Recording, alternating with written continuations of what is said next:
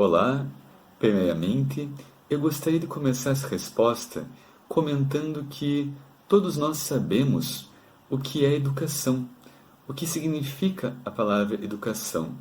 Todos nós já passamos na nossa vida, de uma forma formal ou informal, por um processo educacional. Mas a palavra yoga nem todos conhecem o real significado. A principal definição de yoga, a definição mais clássica, é dada por Patanjali, um sábio da antiguidade, no seu texto Yoga Sutra. No primeiro capítulo, no segundo verso, Patanjali diz que yoga é Chitta Vritti Nirodha. Chitta significa mente, Vritti significa movimento e Nirodha significa direcionamento, apaziguamento.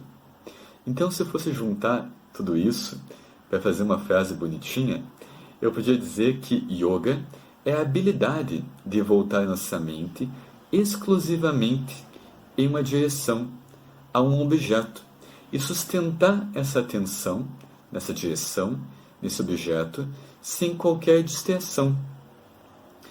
Então, desse modo, o yoga ele é muito importante para a educação porque não existe o processo de ensino e aprendizagem sem a capacidade da atenção.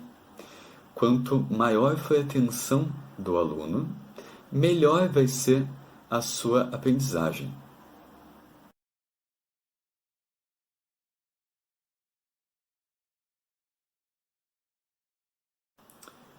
O grande assunto do yoga é a mente.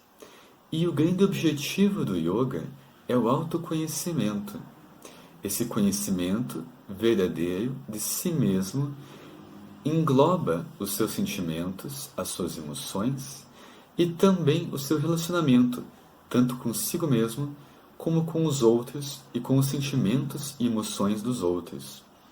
Há um famoso professor indiano, T.K.V. Desikachar, que inclusive define yoga como yoga é relacionamento, para a gente ter ideia de quão importante a relação é no processo do yoga.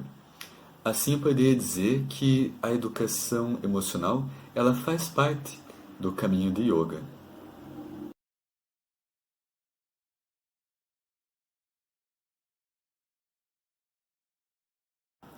De diferentes maneiras. Pode ser através de uma conversa, do estudo de um texto ou da aplicação de alguma técnica específica. Todas essas diferentes maneiras sempre vão ser adequadas para os alunos. As pessoas são únicas, elas são diferentes entre si. O que é adequado para uma pessoa pode não ser adequado para outra. Então, no yoga, a adaptação ela é essencial. Não a adaptação do conhecimento, mas a adaptação da forma de trabalho desse conhecimento.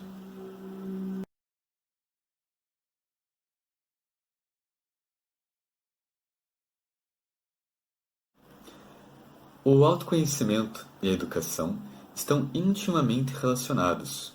Só você tem a sua mente. Só você tem as suas relações.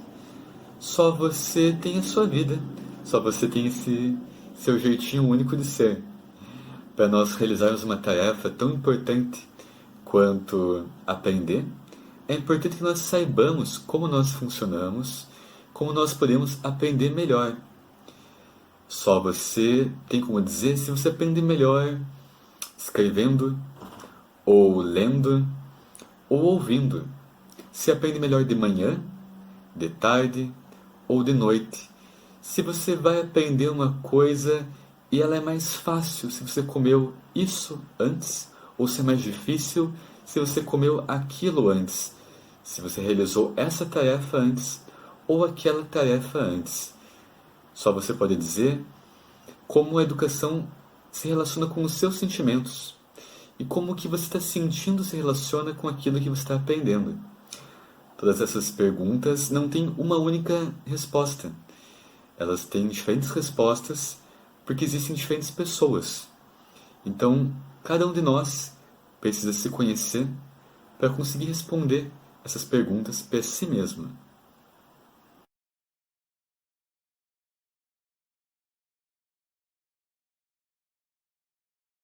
Se eu não conheço os meus sentimentos e as minhas emoções, eu não sei ao certo quem eu sou. Eu não sei ao certo como eu devo agir. Como que eu posso esperar ter uma relação respeitosa, uma relação saudável comigo mesmo, se eu não conheço os meus sentimentos e as minhas emoções? Como eu posso esperar estar bem comigo mesmo? Como eu posso fazer escolhas que vão fazer com que eu esteja em paz comigo mesmo? E da mesma forma, se eu não olho para os sentimentos dos outros, se eu não me coloco no lugar deles e tento entender os seus sentimentos, como eu posso ter relações saudáveis com as outras pessoas e com o mundo? Então, a falta da educação emocional, ela nos traz essa incapacidade de lidar de forma adequada com a vida e com as suas diversas relações, tanto internas quanto externas.